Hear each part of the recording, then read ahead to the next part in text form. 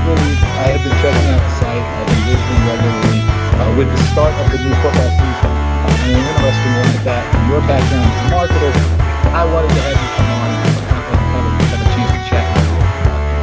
Because why not? This is going to be Thank fun. you for tuning in to another Tell us edition about of the the Business online Fun room. Podcast. Let's It's start me, there, and Dave Wakeman, I want to understand, I am your host. why you started it, my guest today, and how you from the developed this online brand. rule is Scott Goodacre. It We had started a great December conversation 2013, about so we're coming marketing up to probably 9 soccer years, clubs, very football shortly. clubs, global football. It was okay? just something I did Because kind I'm going of to use fresh the out of language of university, really, a few Britain. years afterwards. They call it football. I've always liked dabbling it's a with great a few episode. things I'll tell you a outside little of bit more my about that whatever in a I'm second. doing in the day job. First, I've always though, liked having a I little want kind of to hobby or remind you something to around check that. out the brand new Probably says a lot that hobby for me was updated more version marketing of stuff. Talking Tickets. Even though I was You doing can get it at marketing in my day job, it's something I'm talkingtickets.com. quite I'm going passionate to about. put this It seemed a podcast good out way of on combining the that 10th or love the of 8th of sport September. with the marketing first side, trying new to edition educate myself will on come out another on the kind 9th of of industry, September. another area. So if you get there Was a today, friend who you had can the sign idea, up. to be honest It's with going you. to be Still a great. good friend today. Make sure to check out my He friends helped at us out for Booking the first Protect. year or so. I We were was writing all the chatting to them content earlier together. this week. I used Some all the really skills I great learned stuff building coming up. websites, setting up The social new media followings, partnership doing the and SEO the side of it. new ownership He left of me to it after Booking about a year, Protect and through really Cover it's just gone Genius. from there.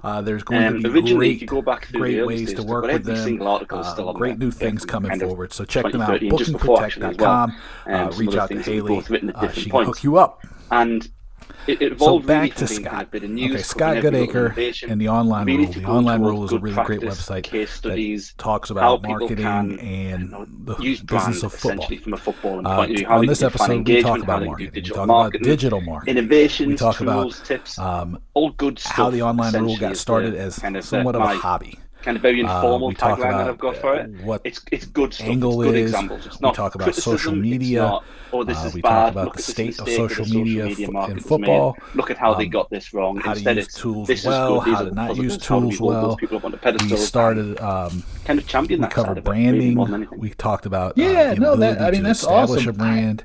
We talked about I brand think probably codes. when I We first talked started about, out, maybe and it was not Wolves, 'cause necessarily Wolves do a really great job always of intentional, branding, but and it's social less so media, now. It was like and creating a persona I around would their take like team. going, here's the We challenge, talked about here's the opportunity, and here's the the action that Online you can Rule take. as a site and how Scott and and his that would present team has problems built for it. me. So, And we get into a so lot the of way really, you're really doing great it, I think stuff. So it works I a want to little turn bit. this It works a episode little over to bit me better. and Scott Goodacre, talking because about you can be marketing and the Online Rule. you On can the be business of fun. specific in your praise, and I think that's probably good because it helps people if they can see an example of how something is done well, right? Because then it's at least to me, it allows you to sort of picture yourself inside of it, and you are able to take action because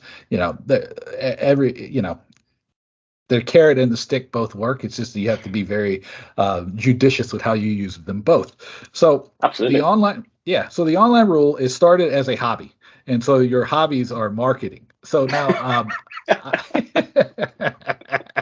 I have a life. I honestly have a life, but yes. yeah, I mean, I see all of the marketing stuff behind you on the screen with like one little sliver of Newcastle. Yeah.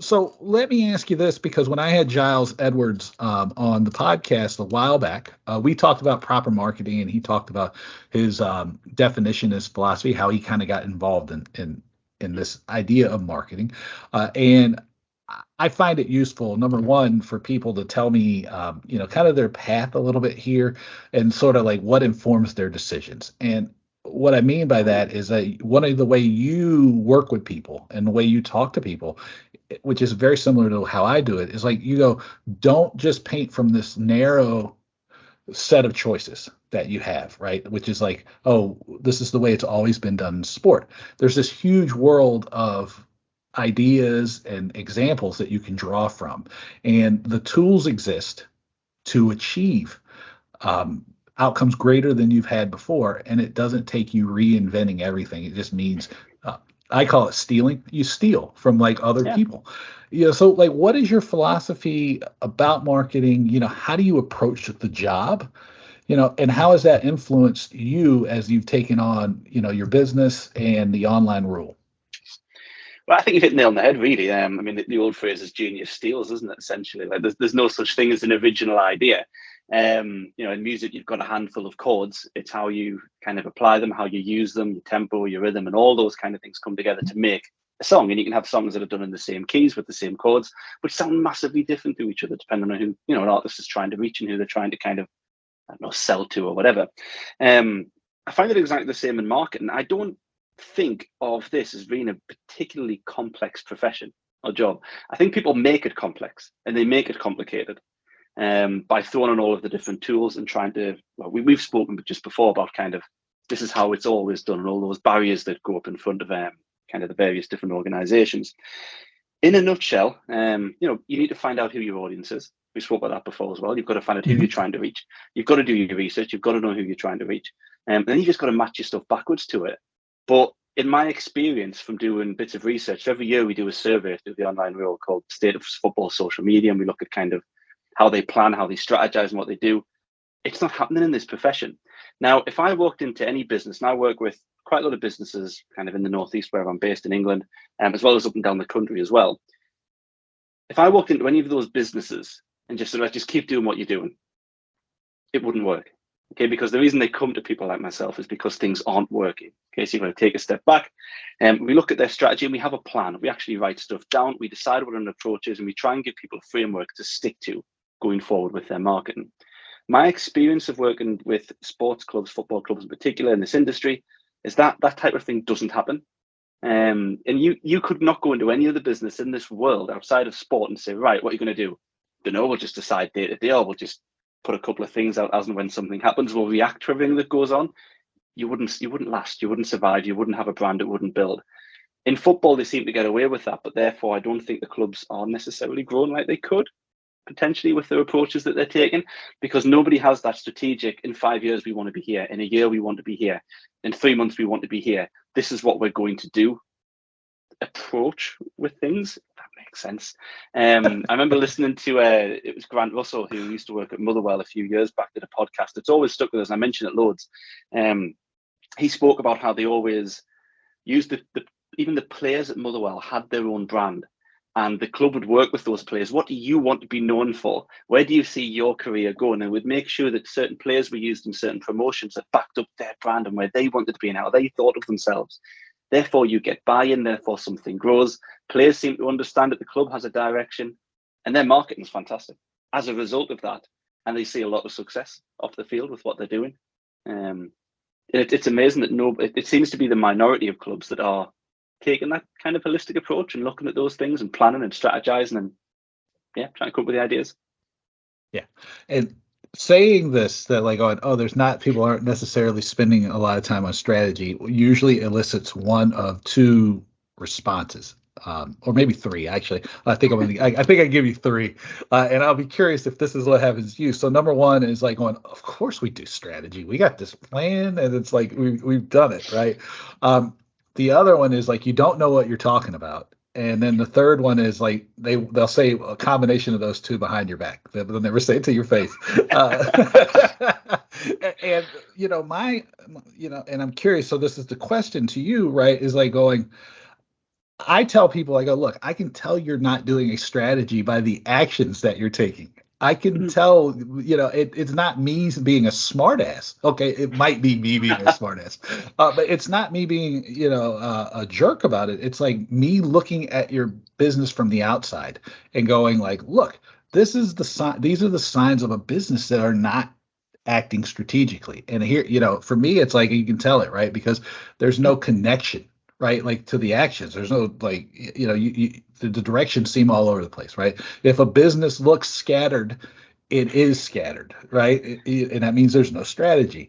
You can tell if like there's seems to be stagnation, right? Like if the brand feels dated or stayed, or like there's just no rhyme or reason from one year to the next, that's a sign of no strategy, right?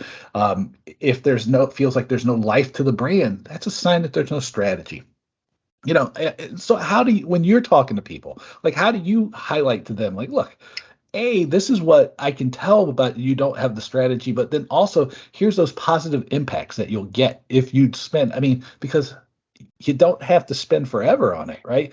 I can give you a long way down the road in 6 hours, right? That's what I do all the time. I go do the whiteboard workshop for people. 6 hours later, here's an ambition. Here's where we are in the market. Here's our position. Here's what we're going to do. It's 4 things. If you do that, you've gone a long way. How do you approach it? One of the first things in which a lot of clubs then fall into is the fact that you can look at social media channels in isolation. You know, they could be on Facebook, Twitter, TikTok, LinkedIn, for example. You know, they've got a handful of the golden generation of social media sites there, and even their approach is consistent. So across every single channel, it's the same things on the same day, going out with no real thought given to who is going to read this, who has ownership over this, who are our audience on our various different platforms. It's things like mass targeting of emails. You can ask a very simple question: how do you decide who gets what email, or what do you mean? Or how do you decide who sees which adverts, or what do you mean? How are you using that data across all of your different channels to make sure that your audience on each platform is perfectly defined? And again, that's something that, in my experience, isn't happening in a lot of places.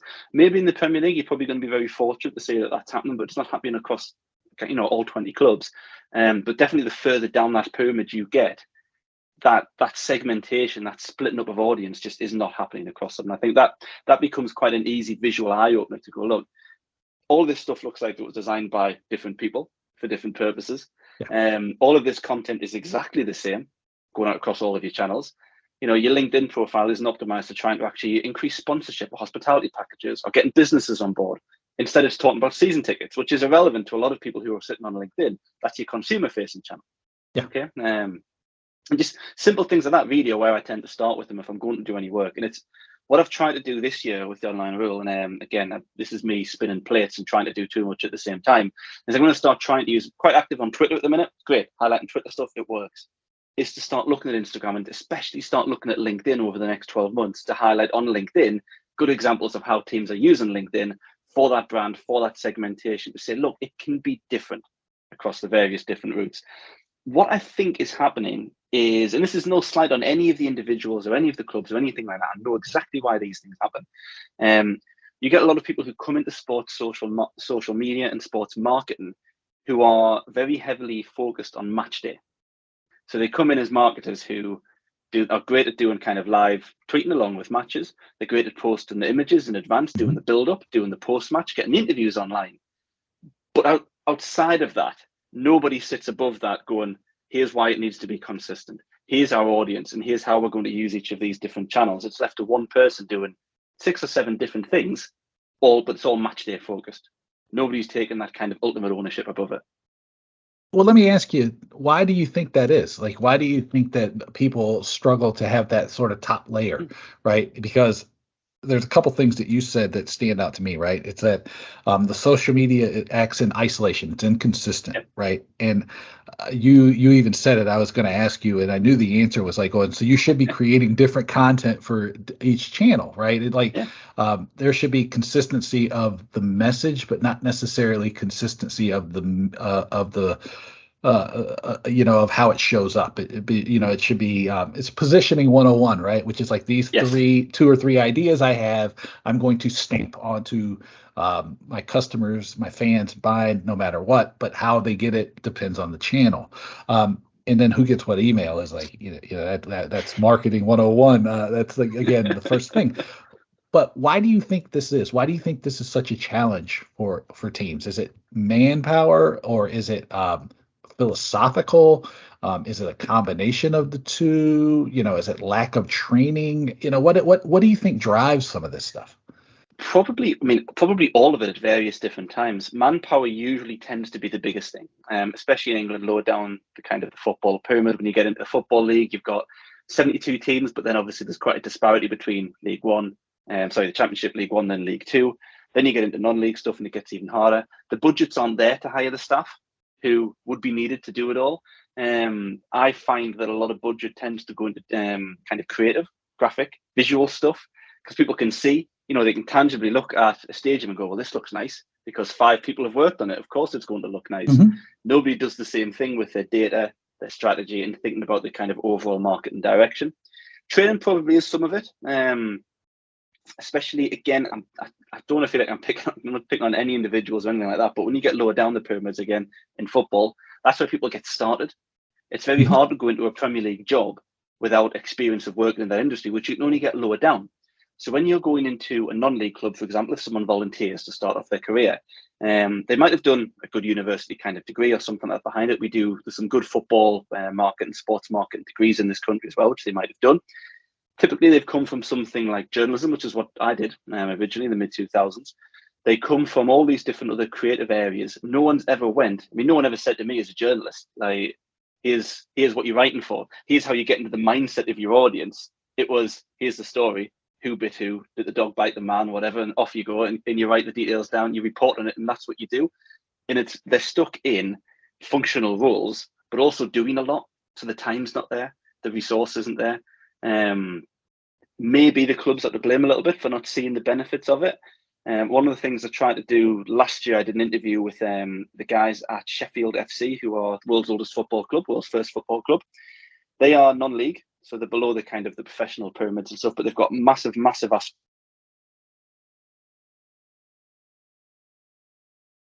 classic kit into the game and all that kind of stuff. They've got some memberships. They're doing things like Facebook ads with a bit of a budget and working with an agency, which at non-league level is, I think, probably, it's like trying to find a unicorn. I think it's probably the only ones doing it. But they're forward thinking, and they're seeing this membership that they've got. They've got a group of membership that's paid for. There's 3 levels to it, and they're always trying to get people obviously up the funnel. Again, classic marketing ideas. Yeah. But they've got people all around the world who are subscribed to it. And this is a club in Sheffield. Been to Sheffield, it's a lovely place, but you've got people who, people in Brazil are following this club in Sheffield through the fact that they've got into EA Sports, they've established a brand, they partnered with COVID-19 to do the kits and things. So they've got good forward thinking positioning as well, and they've positioned themselves as a family club, they're the people's club, they're the first club. So they've got a voice, they know where they sit, they know where they stand. And not every club has that help. No, you can't all be the first football club in the world or the world's oldest football club, but you've got something. Venice have been doing it. Venezia have been doing it in the last couple of years. They've got this great aesthetic, this lifestyle brand that they're doing instead. I highlighted Wolves the other day. They've started doing quite a lot of these things. Probably the closest I think in England we've got visually to what Wolves do, just in terms of kind of visual filters, tone of voice, just something to make the brand look different to everybody else. Visually this year, I've just done a comparison of all the kind of 20 clubs in the Premier League, the way that they've all announced their kind of lineup graphic. Yep. There's not really a difference or a differentiation. No one's really split anything up too much. It's very, very uniform on there. Then I looked across other channels. They just posted the same thing. It's all the same stuff. Some of them have got it on LinkedIn, and you're like, anyone really care on LinkedIn? Like the fact that kickoff's in an hour, it's not really that kind of platform for it. No. Yeah, it's interesting that you keep coming back to LinkedIn, because I know that too. Like you can, you can sell tickets there, and you can, but it takes it's an entirely different mindset that drives that, right? It's again not, do I go to the LinkedIn to see what the Spurs lineup is going to be an hour before kickoff? Absolutely not. I go to Twitter, and if I happen to look at Facebook or Instagram, it's the exact same thing. Just like to your point. And what you're talking about with the Wolves, I think is interesting, because the Wolves, they have definitely, and I'm guessing it's intentional because it wouldn't happen by accident. They've invested a great amount of attention to their brand codes, right? Their logo is extremely unique.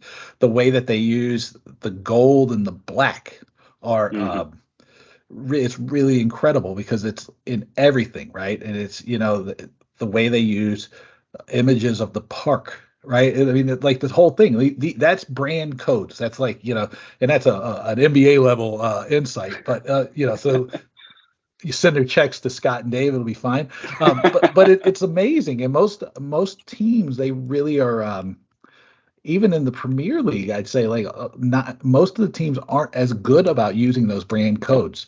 I see City does a great job. City seems to do a really, really nice job, and their chief marketing officer is really strong. She's really great. The Spurs do a good job of using brand codes.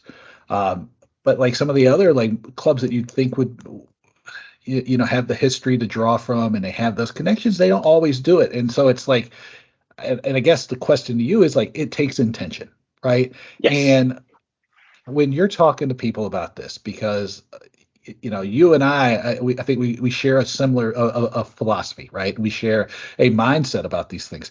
How do you explain the importance of these brand codes, right? Because you talked about it with the Sheffield FC example. You talked about it with Wolves. I highlighted Man City and Spurs, and partly it's like I always use them. That way I seem consistent in my message. But they're also have been very nice people that I've met there. How do you teach people about this? How do you get that? Because it seems that it's one of those ideas that's underused, but so important, because 4 or 5 images, sounds, colors, smells, whatever, can have a huge impact on the amount of emotion you're able to infuse in this thing, and that'll really, at least from my perspective, get you through some of those ups and downs when you're winning and losing. It's not straightforward. You tend to have to look at examples from other areas, so sticking outside of sport, because these are things, then it's about trying to find a common ground, okay? Things that they might have recognized or known or understood but didn't realize why they know, recognize, or understand. So I teach level 3, level 4, and level 6 marketing qualifications in the UK. So they are for people who are, sometimes level 3 is not people who are new to the job. Level 4 might be slightly more senior. Level 6 is kind of management kind of qualifications that we do up to university level. That level 6 would be here. And one of the ways I get brand codes across is sometimes a bit of a color recognition game I like to do with them. Sometimes, especially when you're teaching online, colors work and it's a bit more straightforward. Yeah. And you'll just show that very distinctive shades of red and yellow next to each other and get everyone just to say the first thing that comes to mind, that's McDonald's. Or you'll show them the blue and the yellow and you'll say, right, what do you think? Oh, it's IKEA. Or you'll get, and you'll pick on things like sometimes we do the Sonic brand, and so everyone knows that the Netflix thing that haunts your dreams, or even sometimes when the Slack notification comes on a TV show or film and you kind of jolt into life again. McDonald's little kind of I'm loving it, the whistle that they do. And I use things like that to try and make them realize that if you're going to try and be known for something, you've got to be consistent with it. It's got to be established, and you've got to stick to your guns and just keep going and going and going with it. The problem, I suppose, that we have I'm saying problem in sport, is because it runs on an annual calendar every single year. This is why I do the roundup thing, and I should probably look back over previous seasons and have a look. They don't necessarily evolve. They completely reinvent nearly every single year. And there'll be a handful of clubs who will take what they did last year and look at how it progresses as a visual brand. Instead, they'll just go, right, how are we going to look this year, guys? And they'll come up with something fresh and exciting. So football clubs don't necessarily have the same thing as a consumer-facing brand when it comes to this kind of recognition. But again, how do you have a consistent approach and get known for something if every year you just rip up the rule book and go, right, what's happening this year? Right. You don't get anywhere with that in the long term. And it's tiring as well. Yeah. And what's curious, that the way you explained it, is that if you were to take a step back, which is I think what you try to encourage people to do, and I do, is try to get yourself out of the weeds. And if you look at these clubs, they have the most distinct brand assets and the most distinct codes possible too. So reinventing yourself every year is just, it makes your job much harder, because my God, if we'll go back to Spurs. Spurs is a good example. Why would you ever mess with the cockerel? You might update it, right? Which they do from time to time, right? To reflect the brand now, but they stick with the cockerel. The cockerel is there. If you are, let's see, Man United, and they're red, that should be something that you never ever miss. And another good example, right, for brand codes, the two teams that wear red, right? You have Liverpool and Man United. They're different color reds, but the thing is those things, red should never be far away. And actually, those two brands do a very good job of making sure that they never go away. If you want outside of sports examples, you use McDonald's, you used IKEA. I use Tiffany, right? If you see that shade, or I love Fortnum and Mason. Actually, I have to look up and see, because those colors are very similar, but I can tell the difference. I tell people too, an example, and this is a great example, and you can totally steal this to like use in a class or with your clients, is I go to the Four Seasons in Miami on Brickell Avenue pretty regularly. I'm there a couple times a year, probably. That's like sort of my home base when I'm in Miami doing anything. They had a unique smell. They had a signature smell, and you knew there was only one place in the world you could be, and then the building switched owners and they changed the smell this year, but you knew. And because of I use that example so often, actually a club that I work with created a signature smell for their premium area, so that like when you walked into their the club spaces, you were hit with that smell. And it was so don't take these things for granted, because they are things that if you do a good job with and be consistent with, they will stick with people forever, right? They will, it's the red of the Washington Capitals, right? The rock the red, that it's all consistency. And it's like, it makes your job easier, and you shouldn't have to start over every year. It's just, it's totally a waste of time and energy, right? And you lose all this brand equity that you've created. So the online rule, let's go back here now, because we're starting the football season, right? How do you lay out? Well, that was sort of the premise of this whole thing before we got off on all these tangents. So the online rule is a way for you to examine the world of sports and the world of sports marketing. Now, is there do you have like an editorial calendar, or how do you build the ideas out? Like where do the ideas and like things you're going to cover, where do you come up with them? Like what's what's the lens you look at things through when you're putting content for the online rule out? Mainly just through being active. I'm constantly on kind of social media feeds. I'm following probably all of the clubs in England on stuff, so I'm seeing on the various different channels and platforms what they're doing. I dip in on mornings and evenings to see what's been happening, and I've got little lists and feeds set up so I can try and keep track of it. You feel a bit like kind of air traffic control, to be honest with you, the amount of stuff that's often going on. I'm subscribed to all their email marketing lists, so as many as I could find and get onto, and I had the time one day. So it's about seeing what they're sending out, what they're promoting, what they're pushing, and just really just shifting through it. I mean, it's changed a lot over the past couple of years, because I feel like when I started in 2013 doing it, there were a lot of innovations happening. It felt like innovation was every month. Someone was doing something new, spectacular, fantastic, incredible, and a club was doing something new and innovative, and then very quickly it was interesting watching them all jump into line and kind of follow along afterwards. It feels a bit, I don't know whether I'm just getting cynical now, but it feels like that rate of innovation has died off in the last 2-3 years. From a marketing point of view, I feel like they're doing fewer, bolder things, especially across their kind of fan engagement and digital marketing channels. So it does feel like it's getting a bit harder. So I've started focusing on how do you make the most of what's there and what exists. So rather than the new stuff, how do you use your existing channels and your existing methods of kind of communication with fans even better than you have been in the past? So good examples of how you can use data to personalize stuff and writing kind of maybe some little threads or some little posts about that kind of thing. I've started getting freelance writers involved, which has been a big help. So in the past probably 12 to 18 months, been commissioning some freelance writers, paying people for their time to put together like a 1,000 word piece, and getting people to come up with ideas now. So I suppose now the website's grown enough with a reasonable following, people are seeing it. It widens my scope for things that I might not necessarily have heard of. I mean, it was someone who pitched an article to me on Venice and their approach, and Venezia and what they were doing, that kind of put me onto them, because I'd never come across them a year ago and what they were doing. I didn't know the approach they were taking. So someone highlighted that to me as something. So that works quite nicely as well, because it broadens my scope. Things like we did something recently on Forward Madison's kit designs and how they've used that to build a culture and a kind of a brand and a club and a community.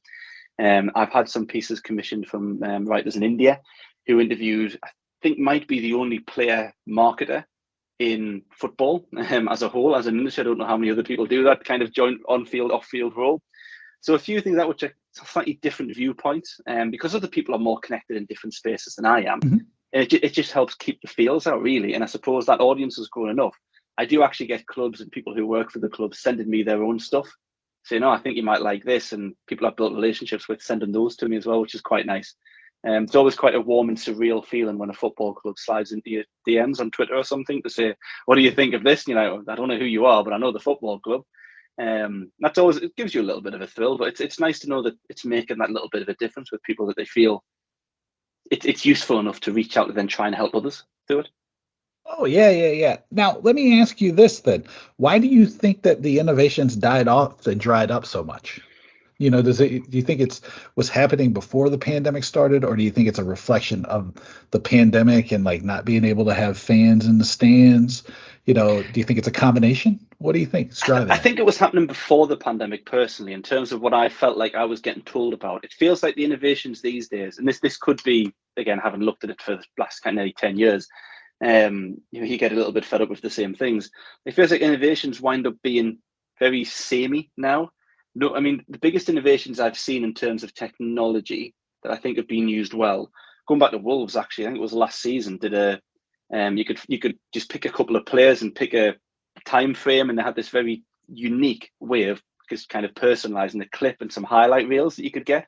So you could do your own season review, and you could do your own thing where you pick the players that you want to see clips of. And that was quite innovative, quite cool. Everything else tends to be around the like cryptocurrencies and NFTs at the minute. I don't know whether that type of thing and the metaverse stuff that gets talked about, I don't know whether that's blinding things a little bit, because all these things are being mentioned, but especially on the crypto side of it and the fan tokens and the fan engagement, I have my cynical hat on, and I have to take a step back from that and go, no, it's not necessarily innovative, because it feels a bit like it's fleecing at the minute. Yeah. There might be a use for this technology, but this isn't it right now. So whether that's got me a bit jaded, I don't know. And also, there's a saturation point. At the end of the day, there are so many social media sites, they can't do any more, really. TikTok's probably the biggest thing that's come across in the past 3 to 4 years, in shaking things up from that point of view. Emails being kind of well used. Not many are using ads, which I find a bit odd, especially on like Facebook advertising and things. I feel like that's an area they're not invested in or looking at too much. Other than that, you don't feel like there's too many new things keep getting announced. Either that or I'm missing them, which I don't think I am, given what I'm looking at. No. I don't know if we talked about it on the podcast or we talked about it before. I guess we talked about it on the podcast. It's like going, I can tell what your strategy is by how it shows up in the outside world. And my thing so I want to ask you about the platforms, because this is, I think it's important. I think I also know the answer, but that's okay, because people might not know this. Does every club have to be on every platform? And if so, if the answer is no, if the answer is yes, why? And if the answer is no, well, how do you help people understand what to prioritize? Because at least in my view of things, one of the challenges that gets people jammed up is that they do feel like they have to be everywhere all the time, and it just makes people they're stretched too thin. Nobody can keep up. So how do you approach that? It's always better to do 1 or 2 things well than to do 5 things badly. Is one of my little analogies that gets rolled out.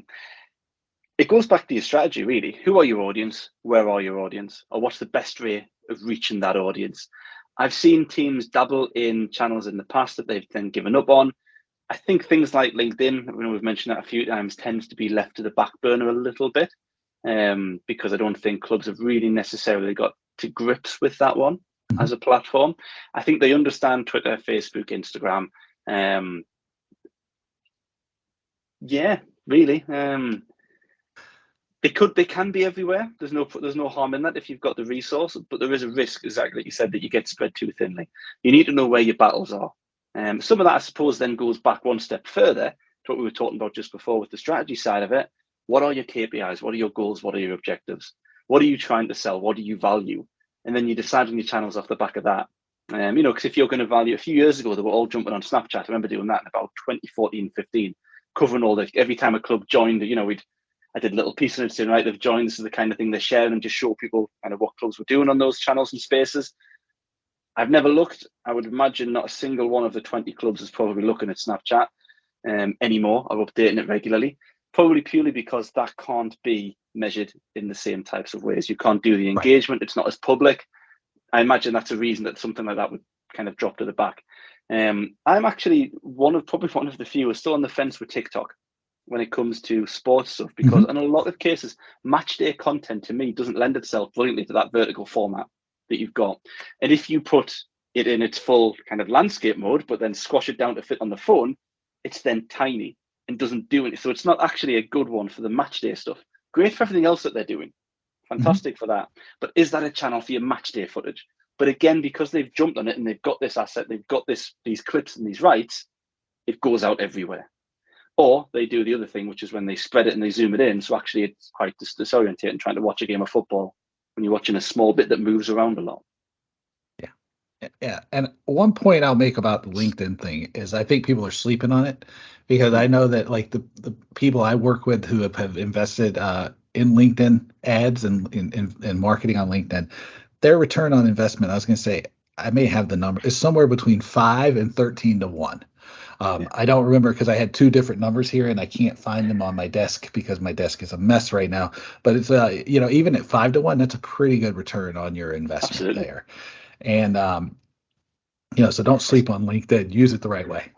especially when they've got other social channels that don't even provide a return on investment or don't have a measurable one, where you don't actually know what's happening because they're pushing out. I mean, I think when I look and I track the amount of tweets some clubs are sending, some are averaging 15 to 20 a day, but I bet not a single one of those could say this is what it led to. And that goes back to other marketing, to other businesses as well. If you said that to anyone else, you're on Twitter, you're posting 15, 20 times a day, what are you getting out of it? No idea. I'd be telling them to stop. Yeah. I mean, how do you, it comes back to like, what does success look like, right? That's the most basic foundation of anything you're doing. Yeah. It might make sense that you are not on social media at all, right? If you're the certain size club, you can invest the time and energy in email, right? Because segmenting your email and like using email properly is probably still going to get you the best return on investment of anything that you're going to do, at least through the programs that I've seen. But that's me. What do I know? I'm often in America. I'm often wrong. Elsewhere in the world, I'm often right. I don't know. I take it all with a grain of salt. Scott, where can people find you on the internet? Plug, my man. Plug as much as possible. So my business is Scott Digital. It's a really original name because I couldn't think of anything and the deadline was approaching for when I leave my job, so I had to do something about it. I'm also at the Online Rule. So normally I'm Scott Digital Co across any social media, and I'm just Online Rule. Anything to do with that. And the websites are there. Everything's linked to it. I'm on most kind of social media platforms across Twitter, Facebook, LinkedIn, Instagram. Some with varying degrees of success, but I'm around. ain't that the truth? Scott, man, thank you so much for doing it. Let me know what you thought about my conversation with Scott Goodacre by sending me an email. It is my name, Dave at davewakeman.com. You can check out my website. It's davewakeman.com. Make sure you sign up for the newsletters, especially get talkingtickets.substack.com. If you're listening to this episode, I think it will be very valuable to you. Starting on tomorrow, 9th of September, will be a whole new format and a whole new layout for it. So get the first one right away, talkingtickets.substack.com. Check out my friends at Booking Protect. New exciting things going on as they are now a Cover Genius company. So check them out, bookingprotect.com. Reach out to my buddy Haley. She will hook you up. Like I've said many, many times before, make sure you reach out if you need somebody to talk to, or if something's you're dealing with something. This period of time is still extremely stressful for people. I want you to know I'm an ear for you. Send me an email, dave@davewakeman.com. I'm glad to be a resource for you, okay? So until next time, thank you so much for listening. I'll talk to you soon. Take care.